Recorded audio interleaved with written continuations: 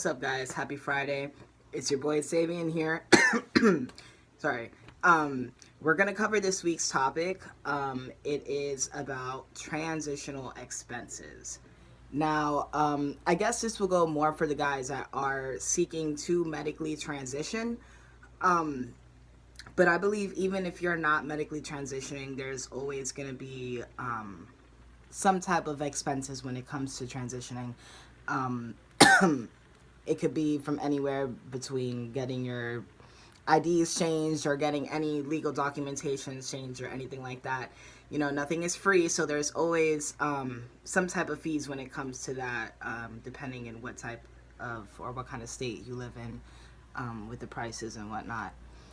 So I'm just going to jump into some of my experiences when it came with transitional expenses. The first problem that I came across with my expenses was, of course, my testosterone. At the time that I did get T, I did have insurance. So for that short amount of time, I was able to get my testosterone covered completely. And then some flip changes with the insurance that I had at that time. Something happened where they didn't cover it anymore. But still, it was very partially covered, so I was only paying like $1.20 for my testosterone. And then a few months later, I ended up losing that insurance for some reason. I don't know the reasons. It was Medicare, so you know how the government is. So I had to pay the full price for testosterone, which is really expensive. It's like 100 something. But for those of you that are going through that struggle with hormones, I don't know if you guys have heard of it. I'm sure you have, but if you haven't, I suggest that you look into GoodRx. It's not an insurance company, but it is a pharmacy discount thing. It'll give you really big discounts on medications and whatnot, and testosterone is on there. The insurance that I have right now, unfortunately, they don't cover my hormones. So I do pay that out-of-pocket cost for my hormones, but with the GoodRx, with the GoodRx coupon, I only pay like $16.20 cents, something like that, versus having to pay $60-something for just 2 vials of testosterone, you know. So that's a really big deal. I use that a lot. And once you go ahead and you put that into the pharmacy that you use, you don't have to show them that GoodRx code or card anymore. It automatically stays secured in your account. So if you have other medications that other than testosterone, you'll get a discount on those things as well with that GoodRx. So that's that. Another thing with the transitional costs, if you're looking into surgeries, we all know that's a really big deal for us, for those that want to medically transition. Luckily, my insurance was able to cover my top surgery at full cost. I was surprised. They don't even cover my hormones, but they covered my surgery. But, you know, I'm not going to complain. Before I had insurance, I was struggling very hard to try and see what I was going to do about getting my top surgery covered. The best bet and the most realistic thing I can think of for that is not even like crowdfunding or anything like that, such as GoFundMe and other things like that, of fundraising.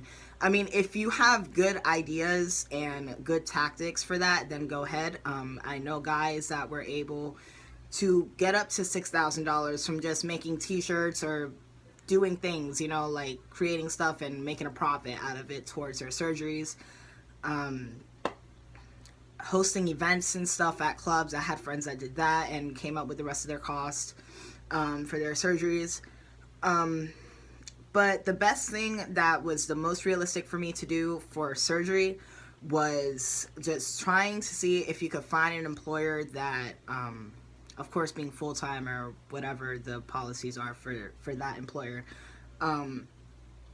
But trying to find an employer where you can get health insurance that will cover those transitional expenses. I know I've had a few friends that actually work at Disney here in Florida, and they were actually able to get their surgeries covered. Some of it, depending on what that employer has for insurances, some people didn't get it fully covered, but hey, they did end up getting it partially covered.